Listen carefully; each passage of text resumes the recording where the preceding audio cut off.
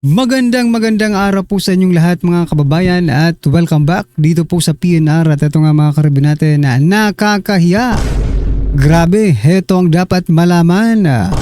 Ayan mga kababayan, patungkol po riyan ang ating alamin at bibigyan ng reaksyon ngayong araw na ito. Pero bago pong lahat mga kababayan, sa mga hindi pa po nakapag-subscribe sa ating munting channel ay pa-subscribe naman po. Palike na rin po ng video ito. Maraming salamat at ito na nga, simulan na po natin to.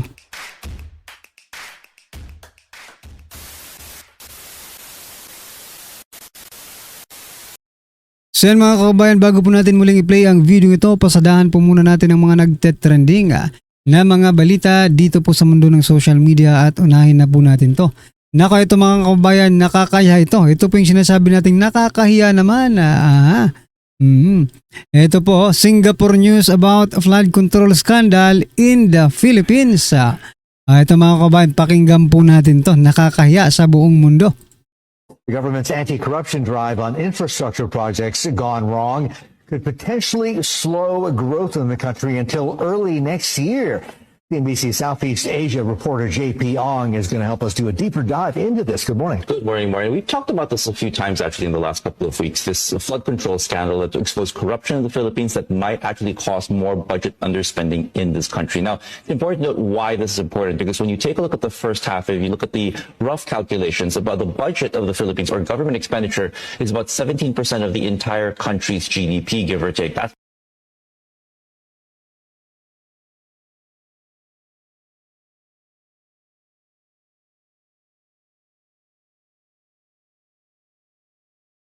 based on the first 6 months of this year. So if you start to see budget spending or underspending from the government because of more scrutiny with regards to with these disbursements, it might actually lead to slower growth for a country that is regarded as the second fastest growing in Southeast Asia. Now, we also have to note that a lot of this came from the budget actually, where there are a lot of appropriations and insertions actually that were brought into the budget that resulted in some of these leakages. According to the Department of Finance, about $2 billion worth of flood control projects might have been pilfered. In fact, about 40 of the hundreds of these flood control projects were deemed to be ghost, either unfinished, made subpar, or not made at all. And a lot of it's going to the coffers of many contractors and politicians who might have benefited instead of the people who were supposed to benefit from these. So yan, contractors and politicians, no, mga kababayan. 9.4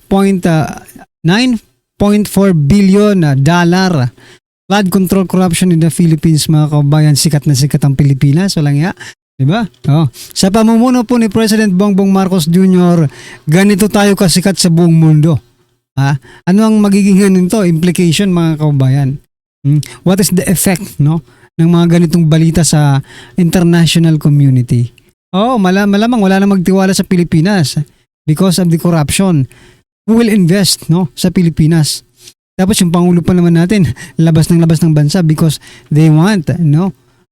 Buti na lang talaga yung mga investors hindi nag-invest sa Pilipinas. Nako. Bakit? Baka kurapin lang di ba? Mapapahiya tayo kung ganun ang nangyari. Mas lalo tayong mapapahiya kung ganun po ang nangyari, di ba? Ano po ang inyong masasabi dyan? Nahihiya rin po ba kayo? Ako, hiyang-hiya po ako talaga ako. Nakakaya, tawanan na lang po natin to. President Bongbong Marcos Jr., anong gagawin mo? Siya pa naman ngayon ang, siya naman, sabi kanina, di ba kasi may balita po na, na chairman na po si President Bongbong Marcos ng ASEAN, no? Sabi po nga nag-comment, nako, binubuli lang si President Bongbong Marcos niyan. Dahil alam naman po nila na korap ang Pilipinas, ang mga politiko sa Pilipinas. Ay nako. Anyway, eto pa mga kababayan, pasadahan din po natin to. Marcos on slow corruption probe. Government followed due process. Ayan mga kababayan, saying he receives messages every day urging him to jail those behind the multi-billion peso corruption in flood control project. President Marcos stressed, no, the need to follow due process and build strong evidence to ensure they go after the real culprits. Ayan mga kabayan. Ay nako. Eto, sana consistent kayo sa ginagawa ninyo para kapanipaniwala, no?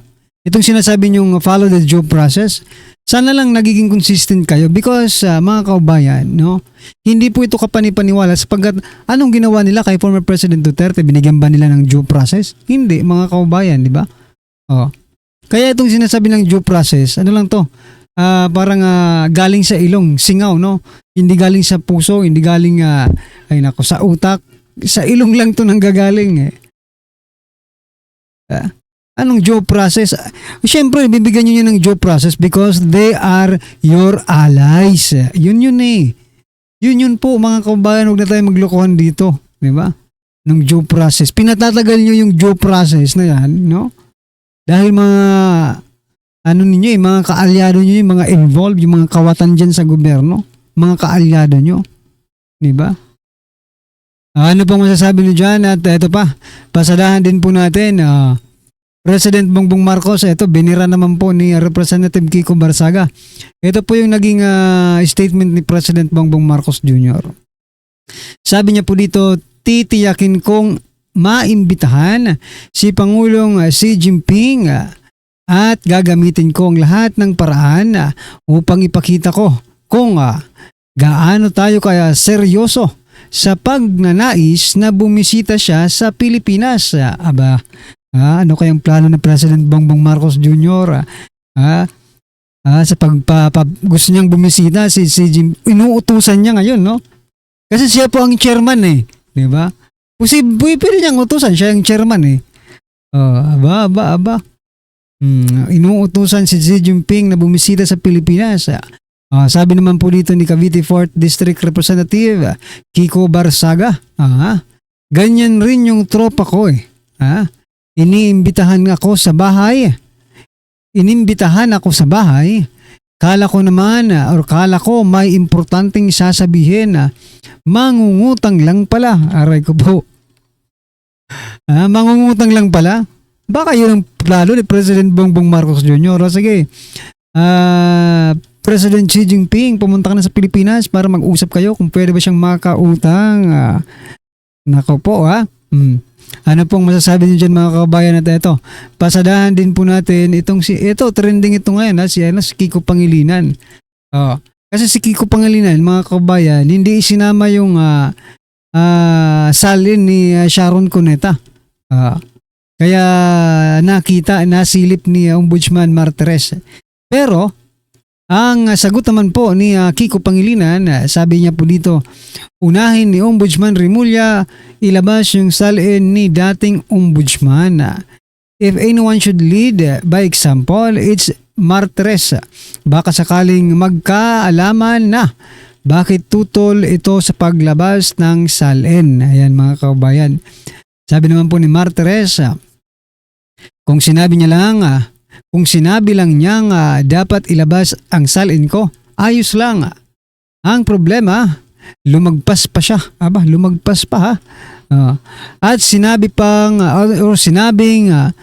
para magkaalaman kung tingin niya, si Kiko Pangilinan, may anomalya akong ginawa, edi kasuhan niya ako. Yun.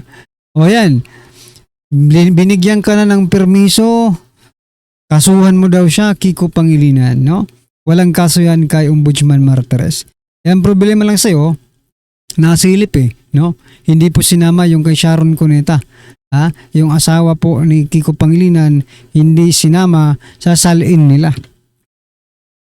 Alright, ito pa mga kabayan. Ay, nako po. Ito, last natin pag-usapan to tapos i-play na po natin yung video. Senator Risa Hontiveros sinaguri ang pinakamahirap na senador batay sa partial na salin. Ayan. Grabe. Pinakamahirap na senador si Risa Hontiveros. Kasi siya ang pinakababa ang salin. Ngayon, mga kabayan, iba pong iniisip ko. Baka mababa ang salin nitong si Risa Hontiveros kasi, no? Teka lang, yung sa ano pa nga lang yung sa PhilHealth pa lang, tiba-tiba na kayo. Paano naging 18 million lang to? Diba? Paano naging 18 million lang yung salin ni Hontiveros? Gayon yung sa PhilHealth pa nga lang, grabe na, ilan yun? Billion yun Anyway, may isa pa kong iniisip kung bakit kaunti na lang yung natitira sa salin ni Hontiveros, no? Ang naisip ko po, baka ibinayad niya na sa mga peking witness, no? Mga peking witness na kinukuha niya. Yeah, kasi may issue siya about dyan sa fake witness, di ba? Mahilig po si Risa Hontiveros niyan. Kaya naisip ko, baka malaki ang bayad dun sa mga peking witness na yun. Yeah? Anyway, ano po ang inyong opinion, reaksyon patungkol po riyan mga kababayan? I-comment nyo na lang at eto, pasalahan na po natin to at bigyan po natin ng reaksyon. Eto na po. Ang tanging layunin ko lang talagang mahanap ko, matukoy ko, mahuli ko yung pinaka-mastermind. Sila ayaw nila eh. Ang napapansin namin dito, Sen, pag kami nagturo ng mga mastermind, sila yung inuusig. O sila yung inuusin, yung law and evidence. Isang mataas na uri ng ebidensya kapag yung kanyang dokumento o yung kanyang sasabihin ay adverse sa kanyang interest. Si Gutesa mapapahamak siya. Wala siyang pakinabang. Una, wala siyang kinalaman doon eh. Pero siya yung siyang inuusig ngayon. Hindi ka. Mukhang wala Pagkatapos ito ang gagawin ng mga kasama ko sa Blue Ribbon Committee. Lalong-lalo na yung umalit sa akin. Sinasabi ko na naman to, wala akong kinakampihan. Ang tanging layunin ko lang talagang mahanap ko, matukoy ko, mahuli ko yung pinaka-mastermind. Sila ayaw nila eh. Ang napapansin namin dito, Sen, pag kami nagturo ng mga mastermind, sila yung inuusig. Sila yung inuusig. Gaya Katulad ni ni Gutesa. Gutesa. Ang classic dito si Gutesa. Opo. Isipin mo si Gutesa, sa pangkaraniwang testigo, kung halimbawa, Nelson, ikaw ay judge. Opo. Ikaw naman, Nelson, ikaw naman, Jen, ay prosecutor. Yan, oo. Dahil pareho kayong abogado. Oo. Alam na alam ninyo kung sino yung credible na testigo eh. Ay, yes po naman. Lalo na sa isang judge Kasi nakalagay sa ating batas na pang-ebidensya, yung law and evidence. Isang mataas na uri ng ebidensya, testimonial man yan o dokumento na gagamitin o ilalabas ng isang taong magpapasya na magiging witness, kapag yung kanyang dokumento o yung kanyang sasabihin ay adverse sa kanyang interest, mataas na uri yun. Ibig sabihin, mapapahamak siya. Si Gutesa mapapahamak siya. Pero wala naman sa kinalaman. Wala. Dapat. Wala siyang gain. Wala siyang pakinabang. Wala siyang pakinabang.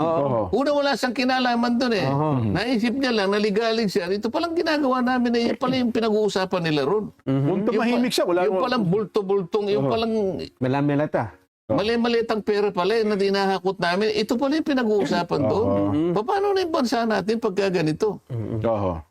Anong pakikinabangan niya? Wala. Totoo po.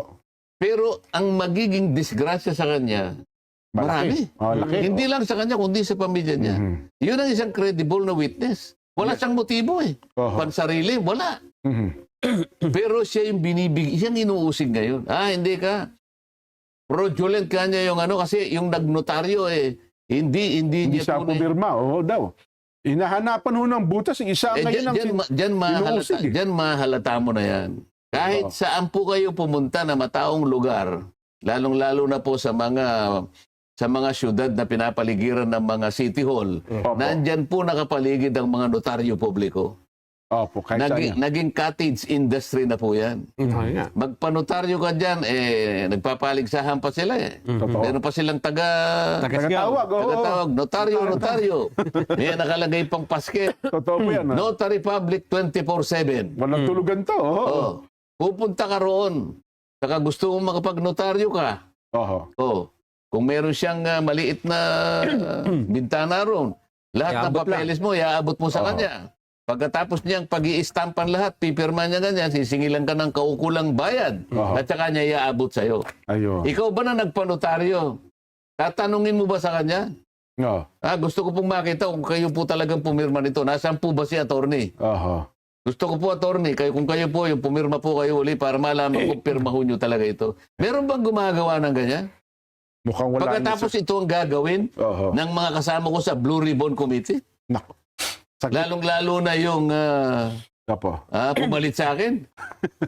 Saglit lang, sir. Bago kayo mag-alab ng kalooban sa bagay na yan, meron lang ko kasing paalala ang DOH Pero saan may mga nagtatanong, kung halimbawa bang ipatawag ulit itong si Gutesa, kasi para akala na matapos ng pagdinig nung siya'y humarap, biglang nawala. Wala na raw nakakala kung saan siya naroon.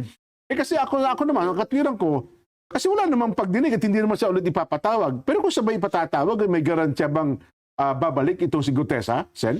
Basta wag lang nilang takutin kasi ngayon may ganun nagsasabi ba? na meron daw siyang 5 milyon na nakapatong sa kanyang ulo kaya Grabe, no? tatago yung tao.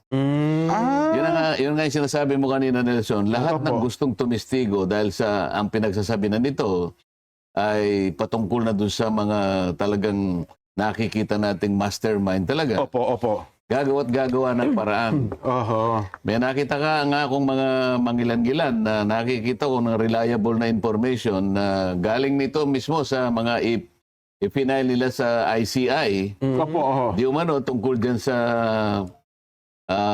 sworn statement ni Gutesa, pinipilit nila na yun ngang Oho. pati yung notaryo talaga ginagawa nila ng usap eh. Aha, pinalalaki ba Samantalang nila yun? nakita naman, palibasa yung karamihan doon sa mga kasama ko, hindi abogado, sa Opo. Blue Ribbon, na pagkamali nila na ang pinakamalaking bahagi ng kanyang pagtitestigo o yung credibility ng kanyang testimony ay nandun sa notaryo. Opo. Hindi, nawala na nasaysay yung notaryo Ayun. nung siya ay nagpasya na talagang lumabas at humarap sa Blue Ribbon. pagdinig sa Blue Ribbon. Opo. Wala nang issue ang notaryo dun eh. Kung tutuusin mo eh. Ang testimony niya ay binigay, binasa niya, at nagkaroon sila ng pagkakataon na tanungin siya Opo. base sa kanyang paglalahad. Under oath. O yan, Under oath yun. Opo. Sumumpa siya, umarap, pinagtatanong, sumagot, hanggang matapos ang kanyang presentation. Oho. Pagkatapos hahanapan mo ng Notaryo. wala nang say-say yung notaryo. Hindi nila maintindihan yun, pero pinipilit nilang gawan ng paraan para sa ganun, maipakita sa kaisipan ng publiko na akala mo may kaugnayan pa yung notaryo. Parang vital talaga, no? Kung halimbawa hindi siya humarap, baka sakali. Oho. Baka sakali lang. Yung dokumento lang ay sinabit. Pinab- Kung Bago. dokumento lang ang sinabit. Pero hindi po pwedeng hindi siya doon. Kasi nga, sino magpapatunay kung hindi siya darating din? Oho. Aha. Susumpa pa rin siya na Oho. ako po ang may pirma dito sa sworn affidavit na ito. Halimbawa, Sen, may dala-dala nga siyang papel doon. Yung salaysay niya. Hindi notarized. Hindi notarized. So, Oo. okay lang din yun. Kasi nga, sumumpas eh. Ayun. Kaya gusto kong patunayan na hindi issue yung kanyang Notaryo. notary public na yon. Oho. O Then mga kabayan, ano po ang inyong opinion, reaction patungkol po sa video ito? I-comment nyo na lang po sa baba. Maraming salamat po. Please don't forget to like the video. Maraming salamat po.